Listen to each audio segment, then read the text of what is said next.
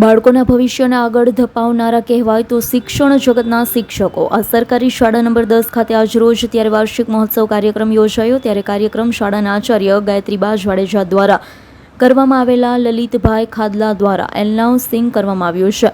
કાર્યક્રમને સફળ બનાવવા વિજયભાઈ પટેલ, યોગિતાબેન, જયેશ્રીબેન, સાહિનાબેન સહિતના સ્ટાફે ભારે જહેમત ઉઠાવી. ત્યારે કાર્યક્રમમાં મહેમાન તરીકે કૃષ્ણસિંહ રાણા, બેલાબેન વ્યાસ, રામકૃષ્ણ મિશનના મહંત CRC દેવરાજ સિંધવ સહિતના અલગ અલગ શાળાના આચાર્ય હાજર રહ્યા. શાળામાં અલગ અલગ સિદ્ધિઓ પ્રાપ્ત કરેલ વિદ્યાર્થીઓને ઇનામરૂપી ગિફ્ટ પણ આપવામાં આવી હતી.